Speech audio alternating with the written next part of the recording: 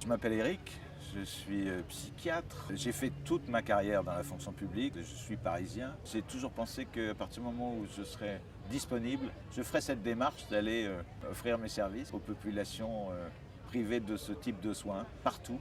Et surtout dans ces pays en difficulté, les malades mentaux sont oubliés et je pense que un de mes devoirs de citoyen et de professionnel, c'est de promouvoir le soin aux malades mentaux. Mon boulot, normalement, ne doit pas se résumer à faire des diagnostics et distribuer des médicaments. Il y a un certain nombre de points abordés, et institutionnels et cliniques. Il y a pour le psychiatre à avoir une dimension plus globale de l'adaptation du dispositif et aux moyens de MSF et aux besoins de la population. Voir s'il y a quelques problèmes cliniques qui sont apparus, qui vous ont posé problème cette semaine. C'était en février, donc un mois et demi après le site. J'ai vu arriver une jeune fille de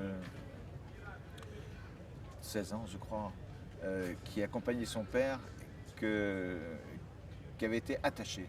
Son père avait une cinquantaine d'années. Tellement il était agité, délirant, et ça durait depuis plusieurs semaines comme ça. Il faisait peur à tout le monde.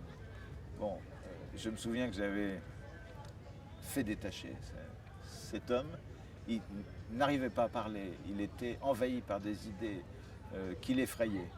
Et 15 jours après, on a discuté, on a commencé à échanger véritablement, profondément. Il fait partie des images que je garderai, vraiment. Il n'y a aucune difficulté à la confidence. Il y a évidemment des problèmes qui sont un peu plus difficiles à comprendre pour nous, c'est toute la culture vaudou qui est en permanence au fond des références des patients ici. Comment est-ce qu'on peut s'intégrer mieux et comprendre mieux la culture traditionnelle vaudou, qui est toujours très très vivace ici. Le seul regret que j'ai en ce moment, c'est à ce niveau-là. Sur le plan professionnel, c'est un enrichissement. Et sur le plan personnel, alors